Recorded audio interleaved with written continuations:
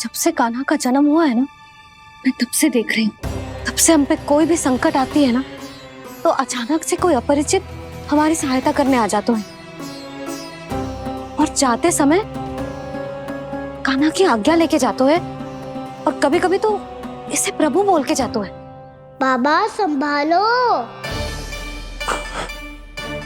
यशोदा, इस जानकी को चढ़ो है और विचित्र विचार तुम्हारे मन में है। अरे सब जानते हैं कि हमारा परिवार राजसी है, तुम्हें पता ना चलते होगा, पर हमारे कान्हा को सब राजकुमार ही समझते हैं देखकर, इसीलिए उसे सम्मान देने के लिए सब ऐसा ही करते हैं, और कोई बात ना है।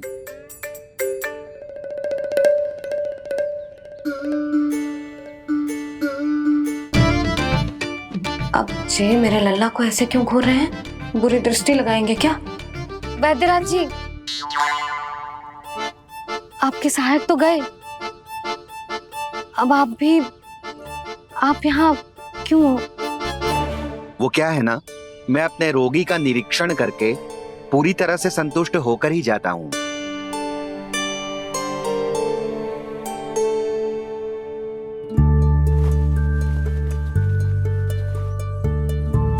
हाँ, संकेत तो अच्छे हैं, कल सुबह तक बिल्कुल ठीक हो जाएगी। धन्यवाद वैद्य जी।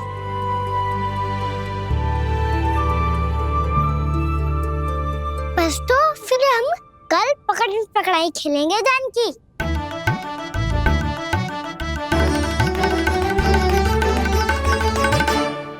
भानु, बंसी, जाकर उस क्षेत्र के चारों ओर बाड़ बनवा दो और वहां सूचना पट्ट भी लगा देना, ताकि जानकी के साथ जो हुआ है वो किसी और के साथ ना हो। शीघ्र जाओ। जी ठीक है।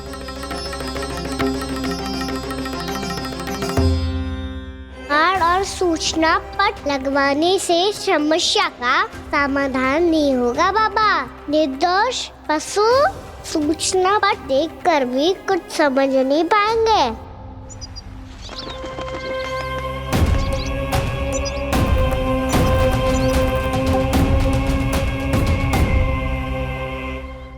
तो तुम्हारे कहने का अर्थ यह है कि व्योमासुर मारा जा चुका है और वो बालक अब भी जीवित है। हाँ महाराज, मैंने गोप बालकों को कहते सुना था कि कृष्ण ने छलिया को मोक्ष दे दिया है, पर वृंदावन सुरक्षित नहीं है महाराज। वो एक बहुत बड़ी समस्या से जूझ रहे हैं। कैसी समस्या? गांव के निकट क्षेत्र में किसी विषैले सर्प का निवास है। उसके विष का प्रभाव इतना भयानक है महाराज, जैसे विष ना हो, स्वयं हलाहल हो। मेरी कोई भी औषधि रोगी का उपचार नहीं कर पा रही थी। निकट के क्षेत्र में कहाँ है वो सर्प? गोप मानते हैं कि वो सर्प गांव के निकट यमुना नदी के जल में रहता है। मुझे तो लगता है महाराज, ये कालिया नाग की कथा कोई किंवदंती या लोक श्रुति नहीं, एक सच्चाई है, एक विषैली सच्चाई।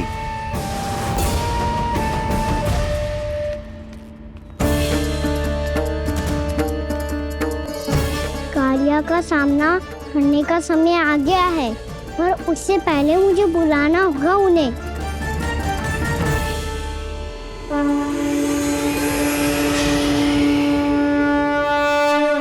संसार के दारुण भय का नाश करने वाले, सभी कष्टों का हरण करने वाले, विश्व का समस्त ऐश्वर्य प्रदान करने वाले, कमल जैसे लोचन, मुख और चरणों वाले आजानुभूत श्री राम को मैं बार बार नमस्कार करता हूँ। आपदामपहर्तारं दातारं सर्व संपदाम लोकाभिरामं श्री रामं भूयो भूयो नमाम्यहम्। कागभूसोंडी कागभूसोंडी कागभूसोंडी। प्रभु क्षमा करें, मुझे जाना होगा।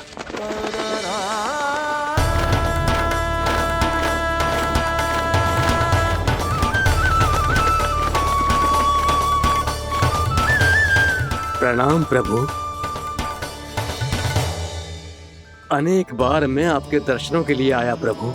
कभी नंद भवन के झरोखों से आपके दर्शन करके चला जाता था, तो कभी दूर किसी वृक्ष की आड़ से आपको निहार लिया करता था। आज आपने स्वयं मुझे बुलाकर धन्य कर दिया प्रभु।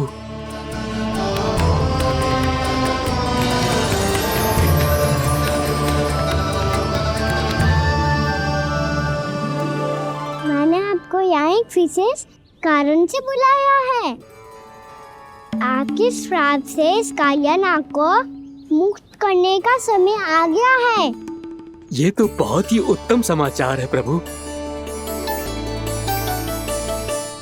इतने वर्ष बीत गए, मुझे आज भी स्मरण है वो दिन जब मैंने उन्हें श्राप दिया था। अपने क्रोध पर नियंत्रण खोकर बहुत बड़ी भूल कर दी थी मैंने प्रभु। बीती हुई घटनाओं पर दुखी होके कोई लाभ नहीं है। हमें भविष्य की ओर देखना होगा।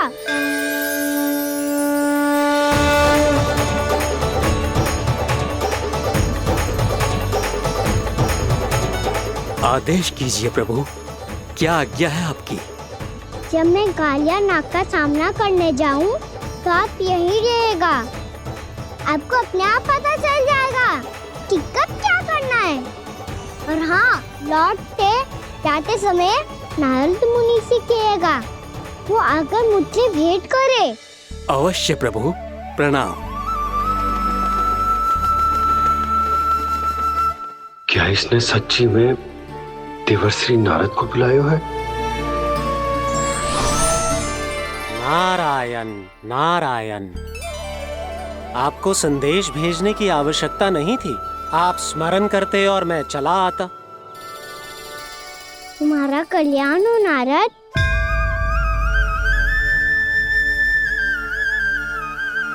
मैंने तुम्हें एक विशेष कार्य के लिए बुलाया है। आज्ञा दीजिए प्रभु। तुम्हें एक बार फिर कंस से भेंट करनी होगी। विचार कीजिए महाराज, क्या आप बिना किसी शंका के कह सकते हैं कि कौन सी पंखुड़ी पहली है और कौन सी आठवीं? उस दुष्ट से भेंट करना स्वयं कीचड़ में उतरने के समान है प्रभु। कमल पुष्प प्राप्त करना हो तो कीचड़ में उतरना पड़ता है नारद।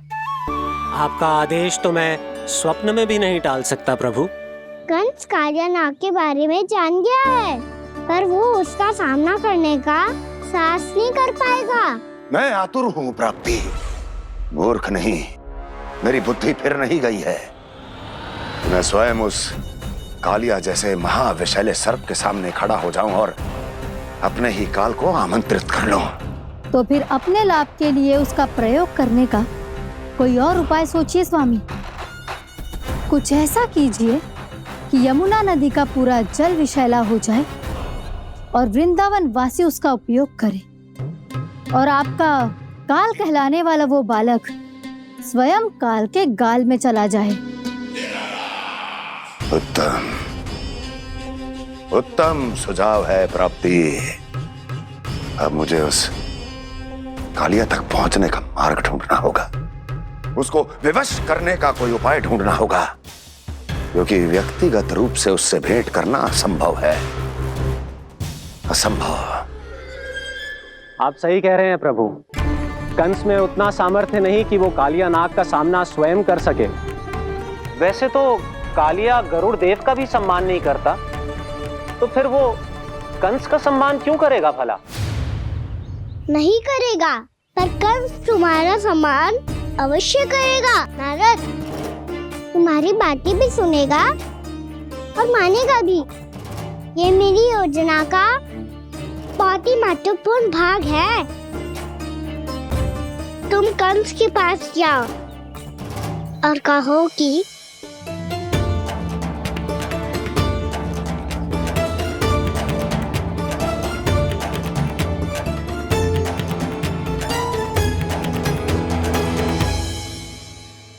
संतान अपने माता पिता को तीर्थ का सौभाग्य दिलाती, पर मेरा लल्ला कितना महान कि उसने हमारे घर को ही तीर्थ बना दिया। ऐसा तीर्थ जहां मेरी आंखों के सामने भक्त और भगवान का मिलन हो रहा है। जो आज्ञा प्रभु।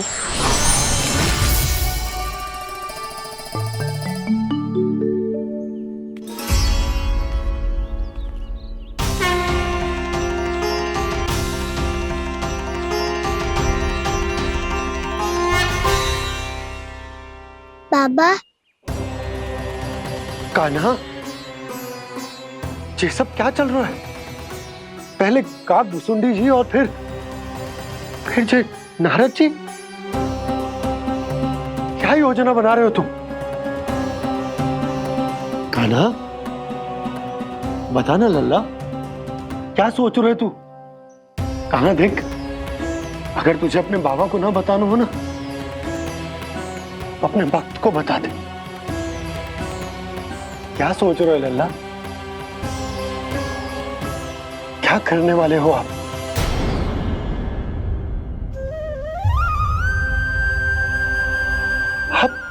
आप इतने दुखी क्यों हो? कान्हा, कान्हा, क्या होगा? क्योंकि मुझे आभास हो गया है बाबा, समय आने वाला है। कौन सा समय आने वाला है लल्ला? शीघ्र सब कुछ बदलने वाला है। भैया को मेरा सत्य पता चल जाएगा बाबा।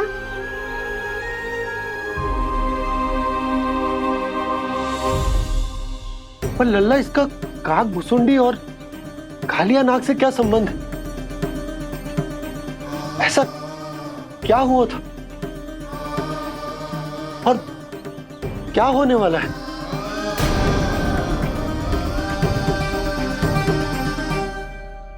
जो होने वाला है बाबा, उसका संबंध उससे है जो सैकड़ों वर्ष पहले हुआ था। महर्षि भृगु के एक वंशज थे वेद शिरोमुनि, जो विंध्याचल की पहाड़ियों में साधना कर रहे थे। तभी वहाँ अश्वशिरा नाम के एक दूसरे मुनि आमंत्रण के बिना ही आ गए। कितना सुंदर और शांतिपूर्ण आश्रम है। यहाँ प्रभु की साधना करने में बहुत आनंद आएगा। शीघ्र ही अश्वशिरा मुनि उपस्थिति के कारण होने वाले व्यवधान से बाध्य होकर वेद शिरा मुनि ने अपनी आंखें खोली। कौन हो तुम और यहाँ क्या कर रहे हो? आपके आश्रम में बहुत शांति है मुनिवर। साधना करने के लिए बहुत ही उत्तम स्थान है ये। मैं चाहता हूँ कि मैं भी यहाँ। आप यहाँ साधना करना चाहते हैं, लेकिन इतना भी नहीं जानते कि किसी के आश्रम में प्रवेश करने से पहले उसकी आज्ञा लेनी चाहिए। आप ये भी नहीं जानते कि यदि कोई यज्ञ कर रहा हो तो बिना अनुमति के वहाँ प्रवेश करने से उसकी यज्ञ साधना भंग हो सकती है। आप क्या साधना करेंगे मुनि? आप तो साधना के योग्य ही नहीं हैं। इतना अपमान! एक मुनि के मुख से इतने कड़वे शब्द शोभा नहीं देते। मैं तुम्हें श्राप देता हूँ, जितनी विषैली तुम्हारी जिह्वा है उतने ही विषैले सर्प बन जाओ तुम। और ऐसा सर्प जो सांस भी ले तो निकट का वातावरण दूषित हो जाए। तुम्हारे इस दुस्साहस के लिए मैं तुम्हें श्राप देता हूँ कि तुम अभी इसी क्षण कौवा बन जाओ, और ऐसा कौवा जो कांव कांव करके अनर्गल प्रलाप करता रहे।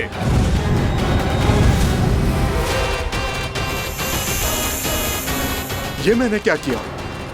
ये मैंने क्या किया? क्रोध के कारण दोनों ने एक दूसरे को श्राप दे दिया। पर दोनों ही मेरे भक्त हैं, और भगवान होकर मैं अपने भक्तों को इतनी कठिनाई में कैसे देख सकता था। इसीलिए जिस संकट में उन दोनों ने अपने आप को फंसा लिया था, उसका समाधान करने में मैं उनके पास गया।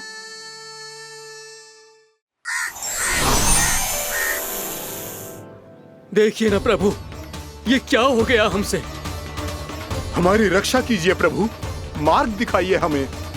क्रोध पर नियंत्रण ना होने के कारण आप दोनों ने एक दूसरे को बहुत ही भीषण संकट में डाल दिया है। अब दोनों ही तपस्वी, तप के बल से दिए गए आपके श्राप को लौटाना भी संभव नहीं है। प्रभु कोई तो उपाय होगा, हम आपके शरण में हैं प्रभु। अपराध तो हमसे हुआ है प्रभु, पर अब आपसे ही आशा है। कुछ ऐसा कीजिए भक्त वत्सल, जिससे हम दोनों के श्राप का प्रभाव कुछ कम हो जाए। आप दोनों ही मेरे भक्त हैं, इसलिए आपकी पीड़ा का निवारण करने का एक उपाय है मेरे पास। वेद शिरोमुनि, जब आप कालिया नाग बनेंगे तो आपको मेरे चरणों को अपने शीश पर धारण करने का सौभाग्य मिलेगा। और अश्र शिरोमुनि, आप काग योनि होने के बाद भी आप श्रेष्ठतम ज्ञान और सर्वाधिक यौगिक सिद्धियों के स्वामी होंगे और प्रवचन दिया करेंगे। इसके बाद अश्वशिरा मुनि काकभूषुंडी बन गए, जिन्होंने आगे चलकर स्वयं गरुड़ देव को रामायण सुनाई। और मुनि वेदशिरा, महर्षि कश्यप और देवी कत्रियों के पुत्र कालियानाग बनकर जल में, और अब वही कालियानाग जमराज्य में, जिनके कारण जानकी के प्राण लगभग चले ही गए थे। अब कालियानाग को उचित स्थान पर भेजने का समय आ गया है बाबा। पर ये तो अच्छी बात है कान्हा, वेदशिरा मुनि को दिया हुआ तुम्हारा वचन भी पूरा हो जाएगा, जमुना जी की शुद्धि भी हो जाएगी। इस सब के बाद भी तुम दुखी क्यों हो?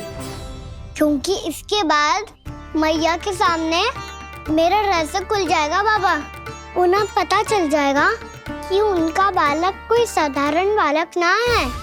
भविष्य में जो होने वाला है उसे सबके सामने घटने से रोकना मेरे लिए भी संभव ना होगा। मैया को सब पता चल जाएगा। क्या पता चल जाएगा रे मुझे?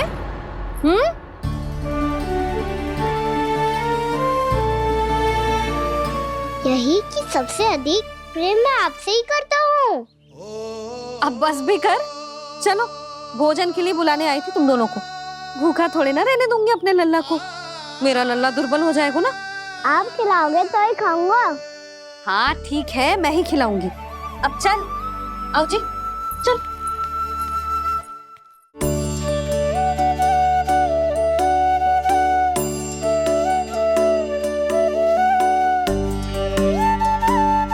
मैया खेलो ना मेरे साथ। मैया सुनो ना, मेरी बात ना मानोगी? अभी बहुत कार्य पड़े लल्ला, देख जानकी को औषधि भी देने जानो है ना। औषधि मैं दे दूंगा, फिर तो खेलोगी ना आप मेरे साथ?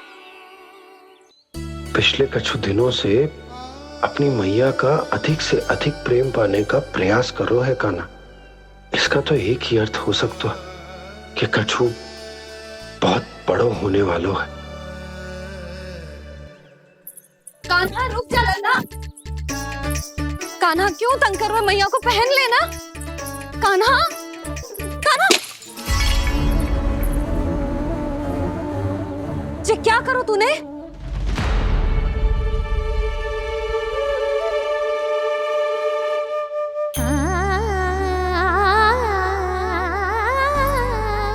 अच्छा ठीक है, अब मुंह लटकाने की आवश्यकता ना है। ये ले।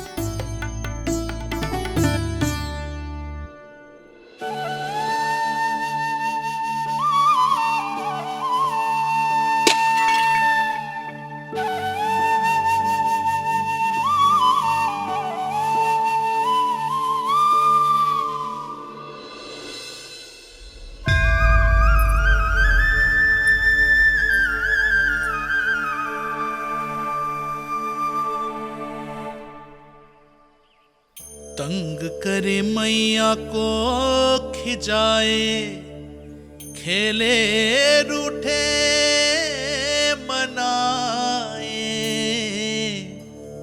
लीला अनोखी करके शरारत, कान्हा दंड भी पाए।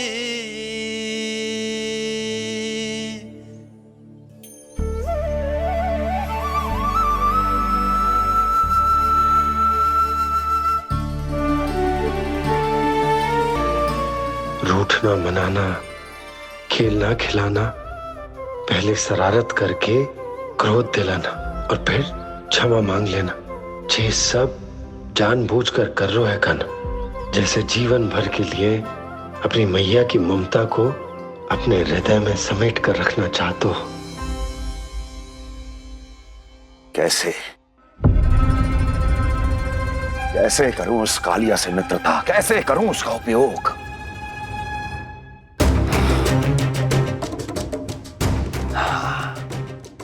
उस पर आक्रमण कर देता हूं और उसे किसी ना किसी तरह से यह विश्वास दिला देता हूं कि यह आक्रमण उस विष्णु अवतार ने किया है। फिर वो क्रोध में आकर सारे वृंदावन वासियों को अपने विष से समाप्त कर देगा। उचित है, ये उचित है। नारायण हरि, नारायण हरि।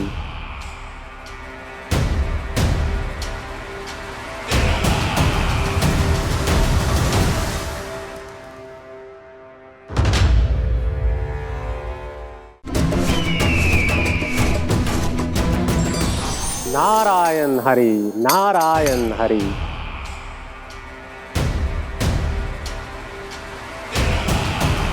प्रणाम देवर्षि।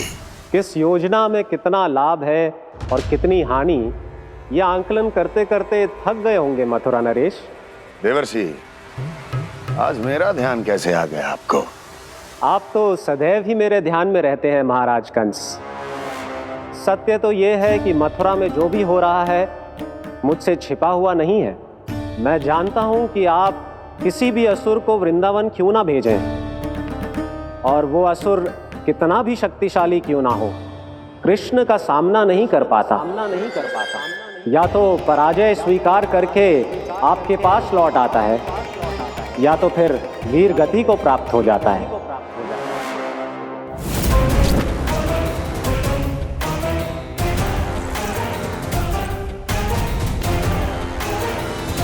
वाह, मुझे मेरी असफलताएं स्मरण कराने आए हैं, मेरे घाव को खुरेदने आए हैं, उन पे नमक छिड़कने आए हैं। मित्र को शत्रु समझने की भूल मत कीजिए महाराज कंस। मैं तो आपकी सहायता करने आया हूं। हाँ, और मेरी सहायता। कृष्ण विष्णु अवतार है, आप विष्णु के भक्त हैं। मैं हूं विष्णु द्रोही, फिर भी तो आपके आराध्य को हानि पहुंचाना चाहता है, उसकी सहायता करना चाहते हैं आप। क्या आप निश्चित रूप से कह सकते हैं कि आप ब्रह्मांड के सभी नियमों को अच्छी तरह समझते हैं? अवश्य। आपके लिए बस इतना ही जानना पर्याप्त होगा कि मैं जो कुछ भी कर रहा हूं उसके लिए मेरे व्यक्तिगत कारण हैं। मैं तो बस आपके हित में पिछली बार की तरह एक सुझाव लेके आया था, पर यदि आप मेरा सुझाव सुनना भी नहीं चाहते तो आपकी इच्छा। नारायण हरि, नारायण हरि। कारण चाहे जो हो, इनके पिछले सुझाव के कारण ही आज मेरे शत्रुओं की संख्या कम है। अन्यथा मैं देवकी के अन्य पुत्रों को भी जीवित छोड़ देता, और आज वो सब अपने भाई के साथ मिलकर उसकी शक्ति को अनेक गुणा बढ़ा देते। ठहरिए देवऋषि,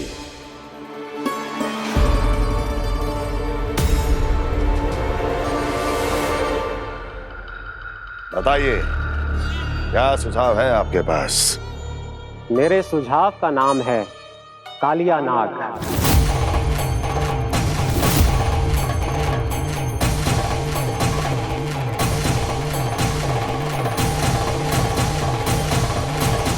उसके विषय में मैं जानता हूं देवर्षि। तो समस्या यह है कि मैं स्वयं उससे मिलने नहीं जा सकता, उससे भेंट नहीं कर सकता।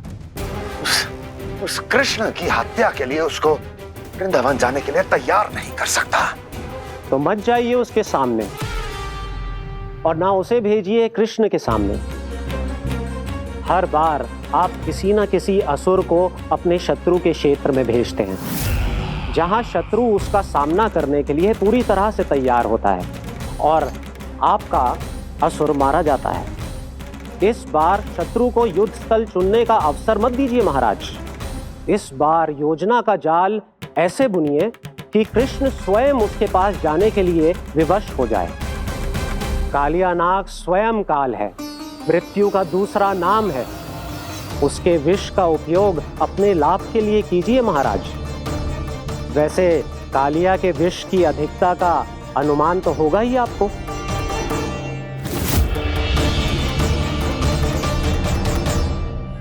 एक बार जो उसके क्षेत्र में पहुंच गया, फिर उसके विष से बचना असंभव है। उचित सुझाव है देवर्षि, उचित सुझाव है। देवर्षि, उस छलिया विष्णु की भक्ति करते करते आप भी उसके रंग ढंग सीख गए हैं। उचित है। उचित है।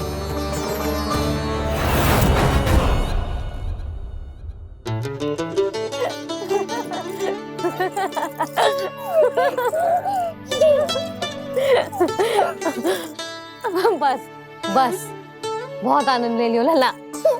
बस अब दूध पी ले। ठहर ठहर, गर्म है। जी ले ले भी।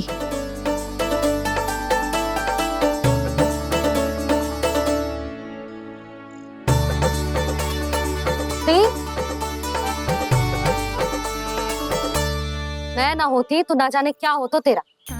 अपने आप दूध भी ना पी सकते है, भावला कहीं का। आपकी इस प्रेम के लिए तो मैं धरती पे आया हूँ मैया। मैं भी यही सोच रहा हूँ यशोदा कि तुम ना होती तो मेरा क्या होता।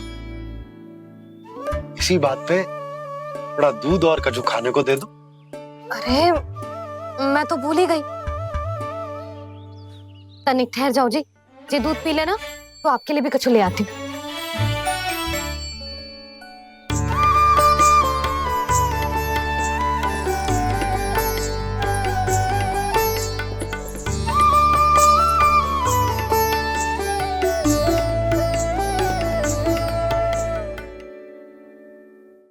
प्रणाम महाराज। आपकी आज्ञा के अनुसार बिल्कुल वैसा ही पत्र तैयार किया है जैसा आप चाहते थे।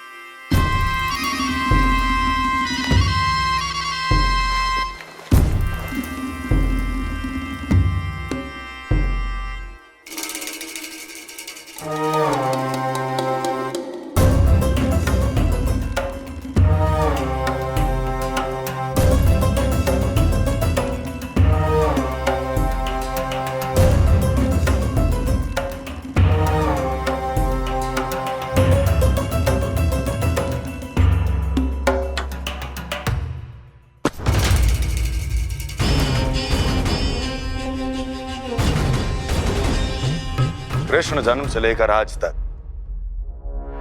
ये मेरी सबसे महत्वपूर्ण योजना है। इसका सफल होना निश्चित है दूत,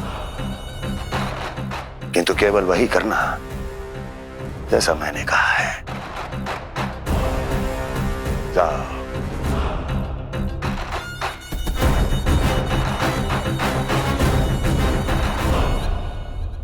कान्हा,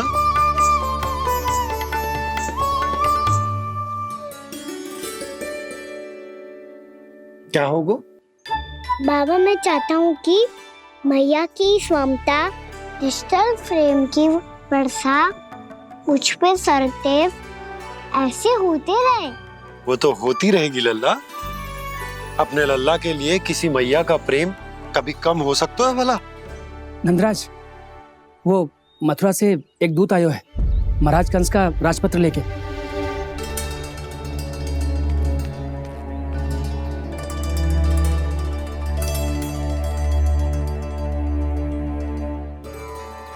कान्हा अब क्या करने वाला है? तेरे बाबा कहाँ गए? हाँ? कंस मामा का खेल आरंभ हो गया है, पर मैया वो सब सुनेगी तो व्यर्थी चिंतित हो जाएगी। बस थोड़ा बाहर गया मैया, कछु खा रही से। बाहर इस समय? मैया क्या होगा? मैया देखो ना, पीठ पे कुछ हो रहा है। मेरा हाथ ना पकड़ो, आप करो ना। यहाँ? क्षमा करना मैया, पर अभी बाबा को ही संभालने दो ये सब। कहिए, क्या संदेश लाए हैं आप? नहीं नंदराज, नहीं। महाराज कंस का आदेश है कि ये संदेश सभी गांव वालों के साथ ही पढ़ा जाए। ठीक है, मैं गांव वालों के सामने पढ़ दूंगा, पर मुझे तो दीजिए पढ़ने के लिए। महाराज की आज्ञा का पालन करना आपके लिए भी आवश्यक है नंदराज। सभी गांव वासियों की सभा बुलाइए।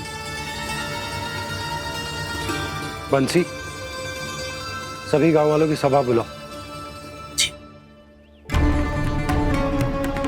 राजपत्र में ऐसा क्या संदेश भेजो है कंस ने? अब मेरे पत्र को पढ़कर सब भौचक के रह जाएंगे।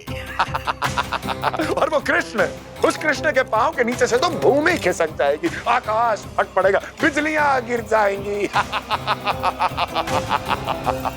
प्राप्ति, ओ प्राप्ति, कंस का पत्र। स्वयं को बहुत अधिक शक्तिशाली समझता है ना वो। अब देखता हूं कैसे वो इस महासंकट का सामना करता है। वो कृष्ण, वो अपनी मृत्यु स्वयं चुनेगा या मृत्यु की वेदी पर चढ़ा देगा। प्रिय वृंदावन वासियों को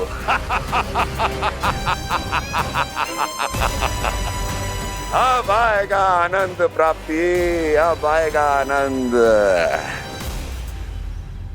सबको इकट्ठा करवा के ही पढ़वाएगो। अवश्य ही कोई विशेष संदेश दिया होगा कंस ने। मैं भी यही सोच रही हूँ सुलक्षणा जी, कछु ना कछु तो विशेष है, पर जे हो क्या सकता है?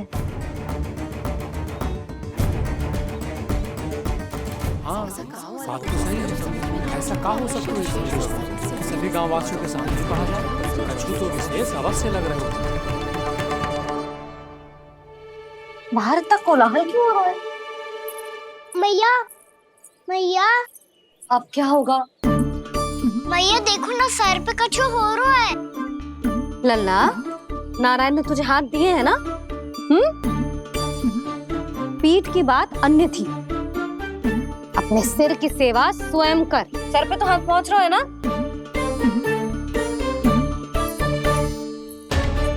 मैया सुनो ना, मैया देखो ना, तीव्र कर कछु हो रहा है। मैया देखो ना, तीव्र कछु हो रहा है।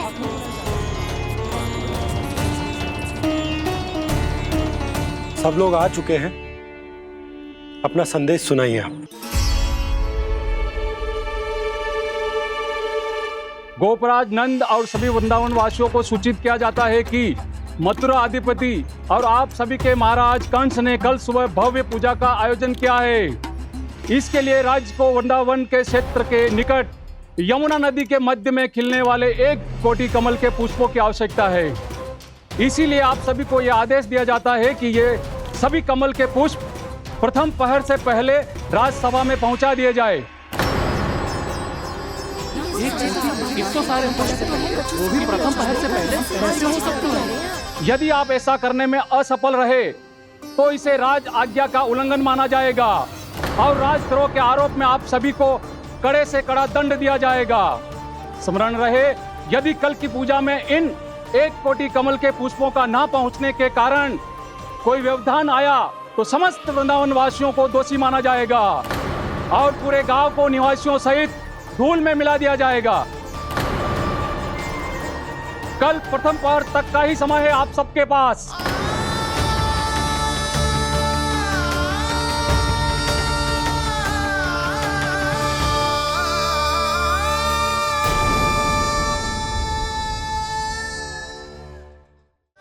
एक कोटि कमल पुष्प, वो भी कल प्रथम प्रहर में? ऐसे कैसे संभव है? और कोई साधारण पुष्प ना, यमुना नदी के मध्य खिलने वाले विशेष कमल के फूल चाहिए उन्हें। लेकिन यमुना नदी में तो कालिया नाग ने विष घोल के रखा है, तो फिर कैसे हो पाएगा? यह संभव है। हमारी मृत्यु का संदेश भेजा है राजा कंस ने। सदैव की भांति इस समस्या पर भी गांव के बड़े ही विचार करेंगे। बालकों का यहाँ होना उचित ना है।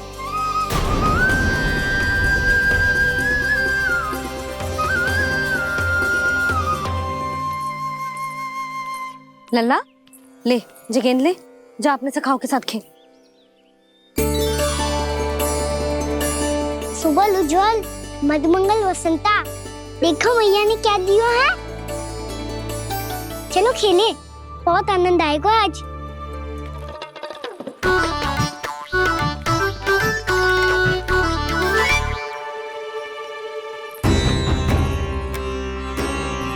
भानु, बंसी, जाओ और शीघ्र ही वो घेरे का कार्य समाप्त करो।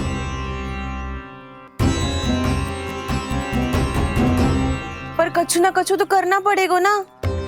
पर हम कर ही क्या सकते हैं? पुष्प लाने को और कोई उपाय है भी तो ना। मैं चला जाऊंगा जमुना जी में। वैसे भी मेरे जीवन के कितने दिन शेष बचे हैं। गांव के लिए, समाज के लिए कुछ करके मरूं, तभी तो शांति मिलेगी। ना काका, यदि आप उस विषैले जल में छलांग लगा भी दोगे, किंतु 1 कोटि कमल पुष्प एकत्रित कर पाना आपके लिए संभव ना है। इससे अच्छा है कि मैं चला जाऊं। यदि मैं मर भी गया तो मेरे पीछे रोने वाला कोई ना है। किसी को कहीं जाने की आवश्यकता ना है।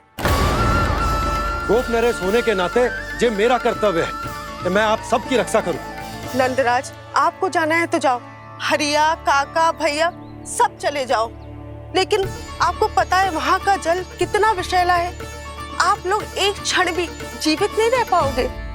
फिर कैसे इकट्ठा करेंगे 1 कोटि कमल पुष्प? आप बात तो सही कह रही हैं शांति। उस दुष्ट कंस ने ऐसी मांग रख के हम सबको फंसा दी हो।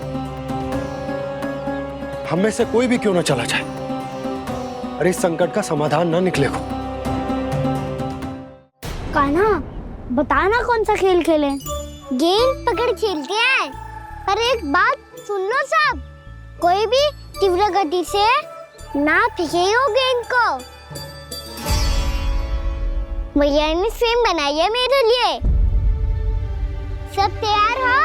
हाँ।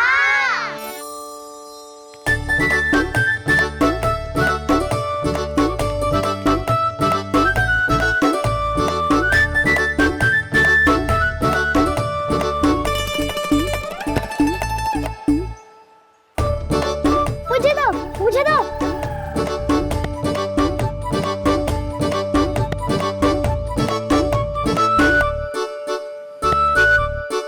मुझे दो, मुझे दो।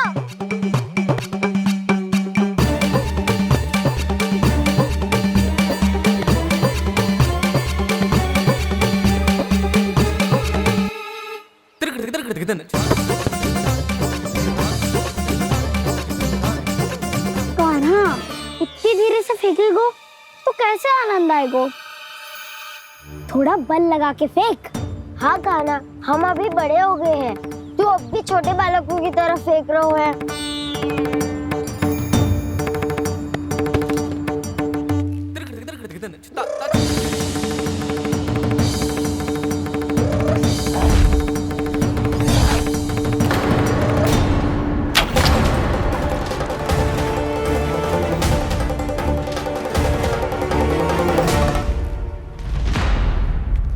दीदी जी क्या करो कान्हा? गेंद तो डूब गई।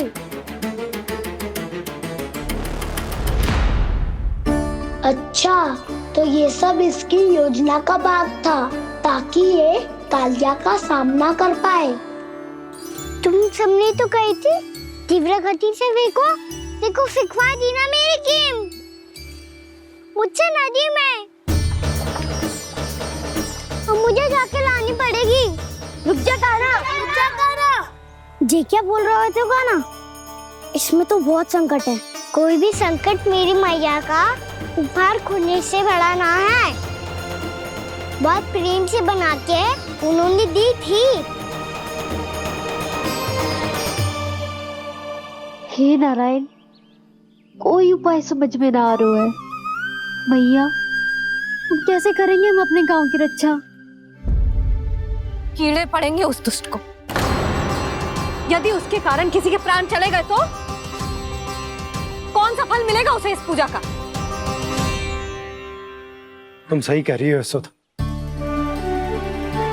और हमारे पास कोई और दूसरा विकल्प भी तो ना है।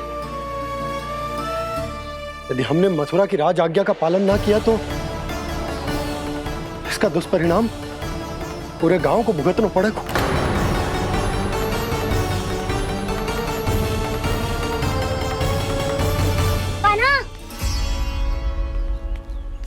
तुम्हें पता है कि तू भगवान है, दिव्य है, बहुत शक्ति है तुझमें। पर फिर भी हम तुझे विषैले जल में ना जाने दे सकते। कुछ होगा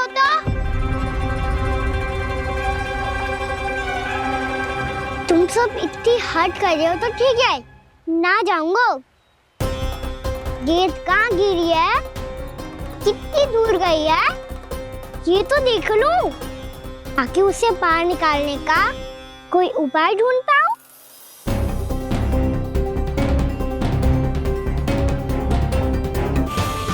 हाँ।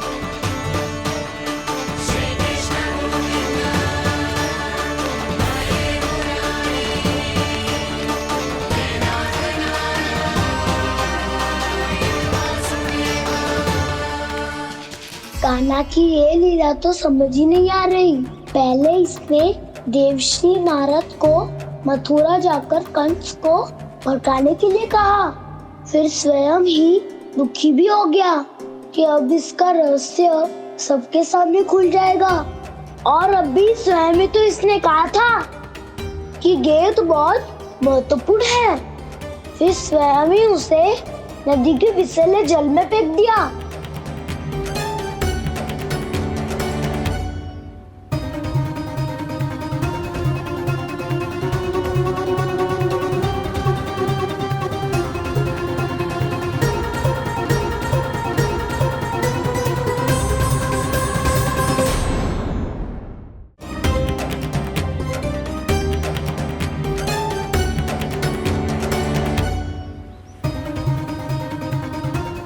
कान्हा, तू ऊपर क्यों चढ़ रहा है?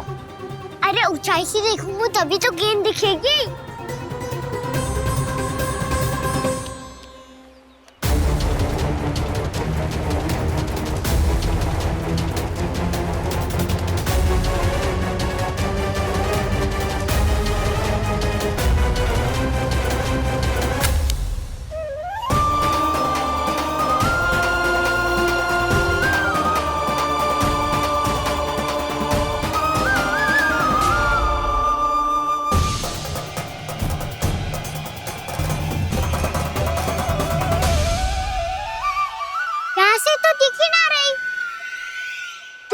वहीं से फेंकी थी ना?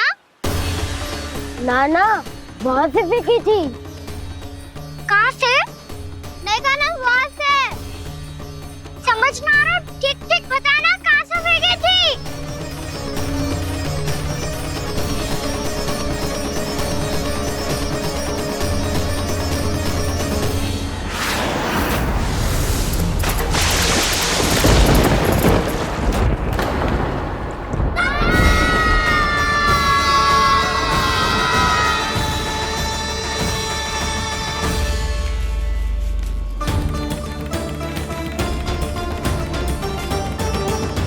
कालिया नाग के क्षेत्र में जाकर कोई भी जीवित वापस ना लौट सको है।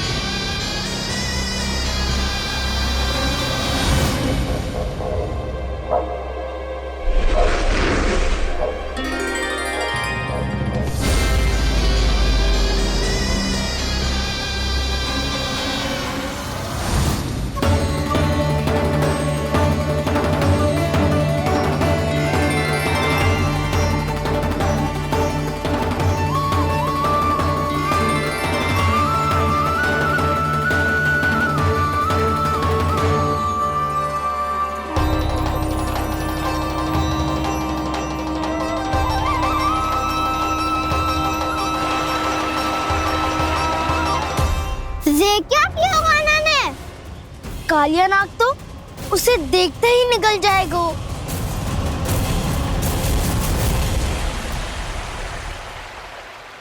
तो आरंभ से अब तक सब कुछ उसकी लीला का ही भाग था।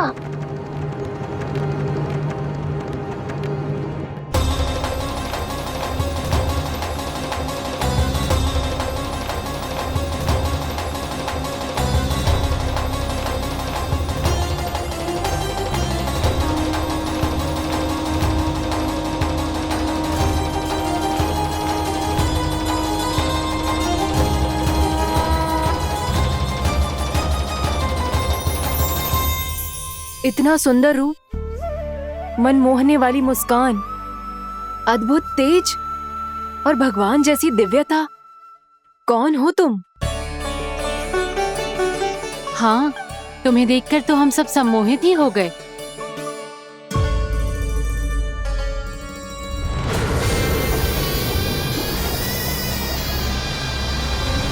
तुम जो भी हो बालक, वापस लौट जाओ।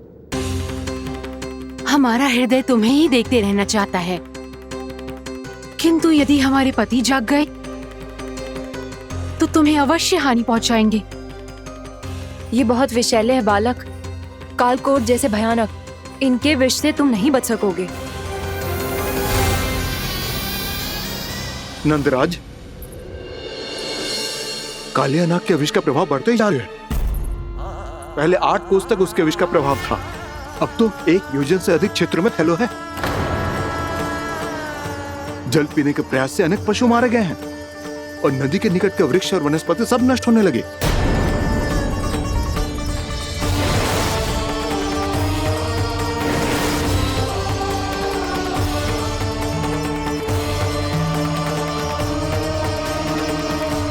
इनके विष की तीव्रता इतनी अधिक है बालक कि इनके संपर्क में आने वाले को तड़पने का भी अवसर नहीं मिलता।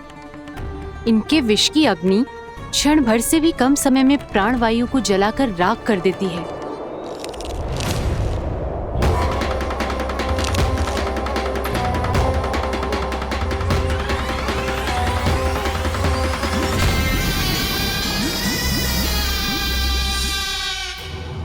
तब तो समस्या और भी गंभीर हो जाएगी। मैंने तो सुनो है कि कालिया नाग कम से कम 2 योजन लंबा है, सैकड़ों फन है उसके।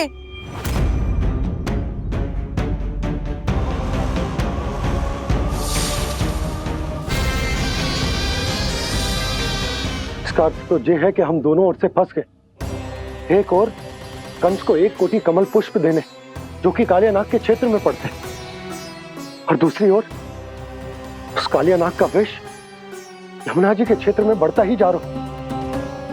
इसके कारण हम ही नहीं, निर्दोष पशु पक्षी भी संकट में। इन दोनों समस्याओं का एक ही समाधान है, उस कालिया नाग का सामना करना। और ये ना समझ आ रहा कि हम ये करेंगे कैसे, क्योंकि ये बात साधारण मनुष्य के बस की ना है। हमारे लिए ये असंभव है।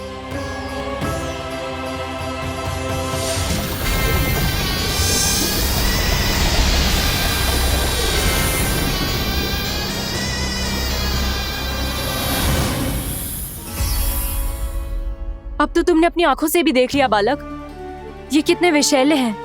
नींद में भी विष उगलते हैं। इससे पहले कि तुम्हें कुछ हो जाए, चले जाओ यहाँ से, मान लो हमारी बात। आप सब मुझे जानती भी नहीं और फिर भी मेरी इतनी चिंता कर रही हैं आप। माँ की ममता भेदभाव नहीं जानती। तुम भी किसी के पुत्र हो और हम सब भी माँ हैं। एक माँ को हर बालक में अपनी ही संतान दिखाई देती है, इसलिए हम तुमसे विनती करते हैं, वापस चले जाओ, बचा लो अपने प्राण।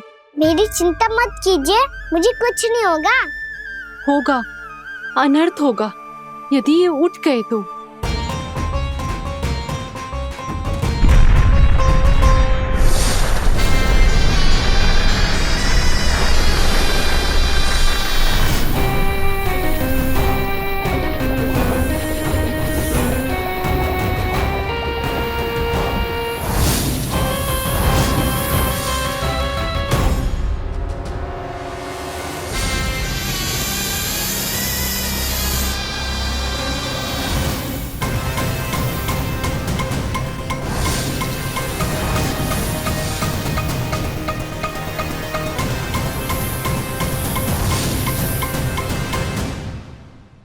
सामने होते हुए भी अपने इश्क को केवल वही देख सकता है जो अपना अभिमान त्याग चुका हो। पर पूर्व जन्म में मेरा भक्त होने के नाते मेरा सत्य स्वरूप देख पाने में मुझे इसकी सहायता करनी चाहिए।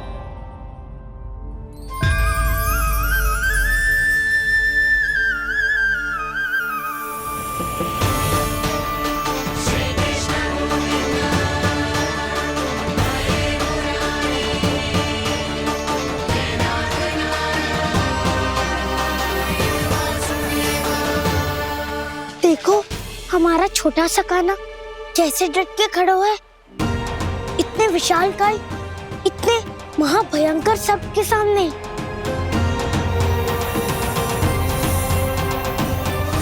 ये कोई भगवान नहीं है जो इसके सामने हाथ जोड़ रही हो तुम सब।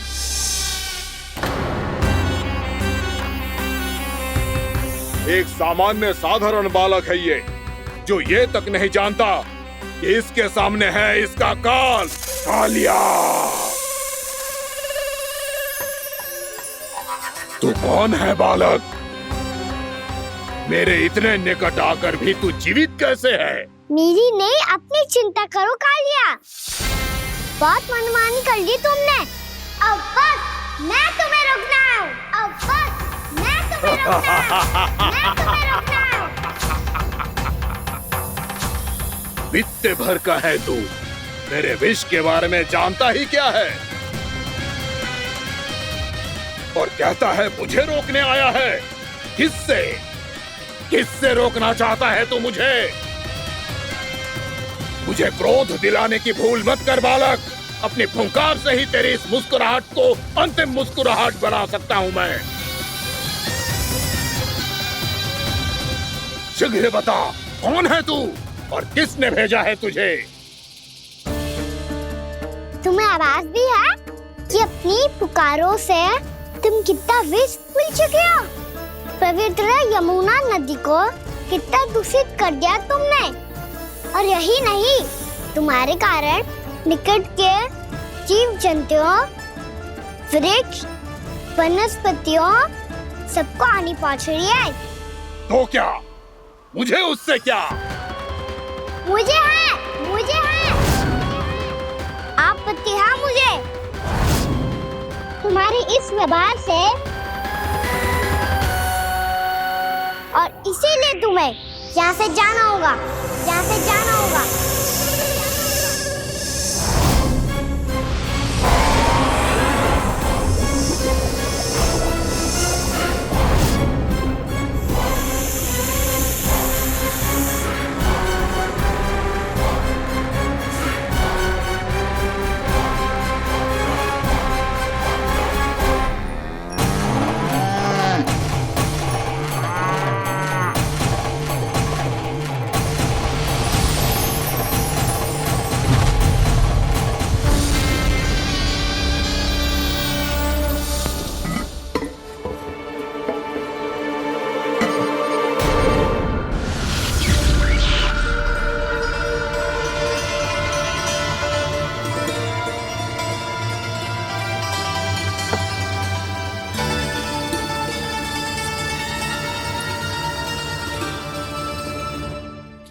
मुझे आदेश देने का साहस भी कैसे किया तूने?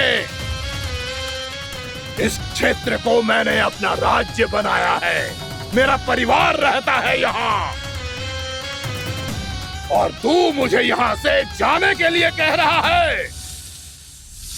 हाँ, क्योंकि तुम्हारे यहाँ रहने के कारण अन्य जीवों को हानि हो रही है, और मैं ऐसा नहीं होने दे सकता। मैं तो बस वही कर रहा हूँ जो एक सर्प का स्वभाव है। विष फैलाना स्वाभाविक है मेरे लिए, इसलिए मुझे चुनौती मत दे बालक। चुनौती तो मैं दे चुका हूँ कालिया। अब तो बस तुम्हें स्वीकार करनी है।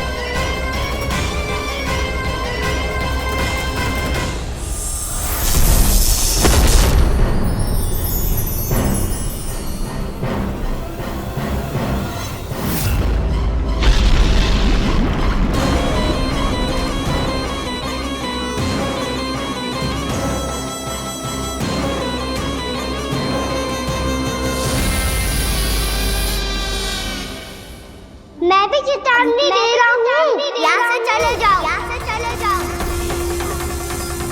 अपनी भूल को पहचानो कालिया, तुम जो कर रहे हो अनुचित है।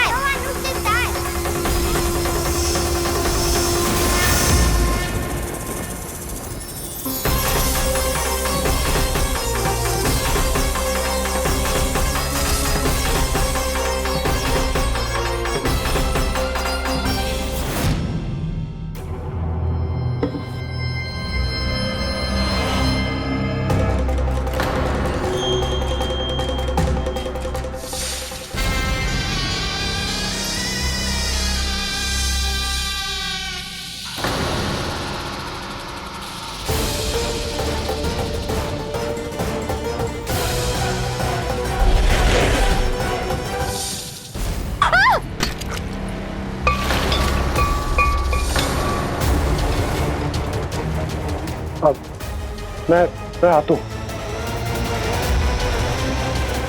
क्या हो गया सुधा? मुझे आवाज हो रहा है जी, कछु ना कछु गड़बड़ है।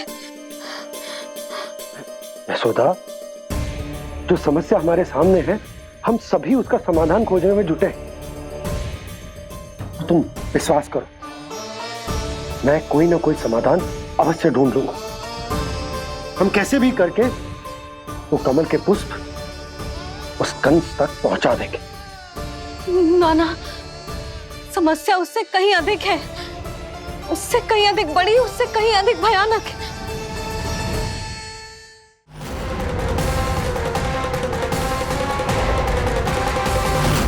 विष की ये बूंद से ही सबके प्राण चले जाते हैं। इसने तो विष की धारियां फेंकी है खाना पे।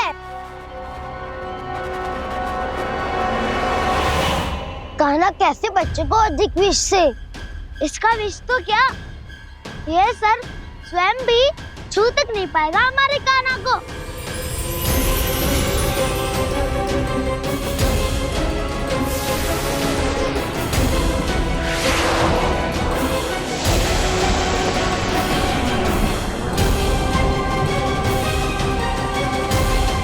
तुम्हारे सखा को, मेरे भाई को कोई हानि नहीं पहुंचा पाएगा। ये कान्हा का सत्य चाहे जो हो बलराम, पर अभी तो जो एक बालक ही है ना। देखो कैसे विष के कारण स्थिर हो गया है।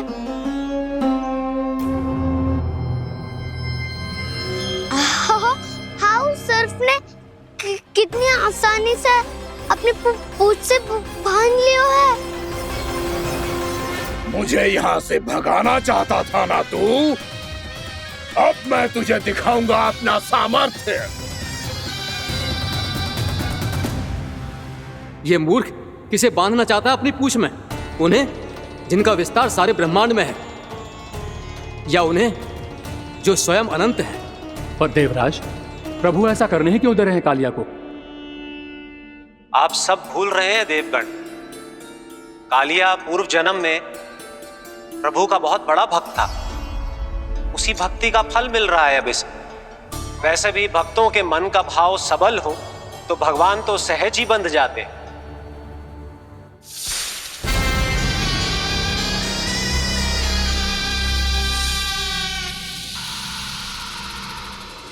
बलराम, तुमने ही तो कही थी कान्हा को कछु ना होगो। देखो दुष्ट ने चारों ओर से जकड़ लियो है।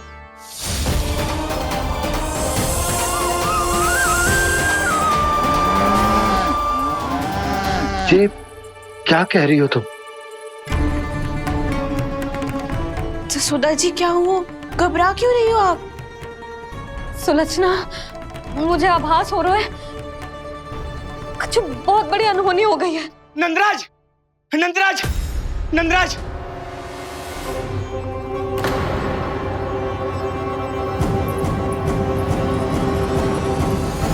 नंदराज, कान्हा ने जमना नदी में छलांग लगा दी है। कान्हा ने जमना नदी में छलांग लगा दी है। कान्हा ने जमना नदी में छलांग लगा दी है। कान्हा जमना में कूद गया है। मुझे लगा था आज कछु गड़बड़ होने वाली है। मुझे आज कान्हा को ना जाने देना चाहिए था।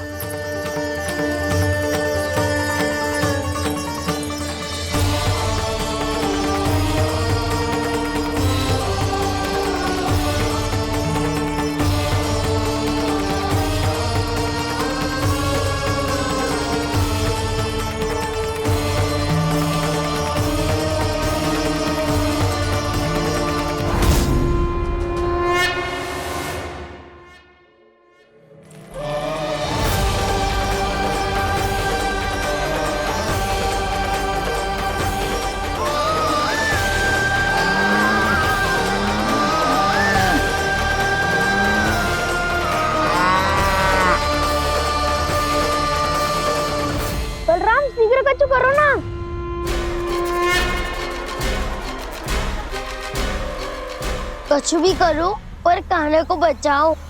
नाग बहुत भयंकर है, कान्हा अकेले ना संभाल पाएगा इसे।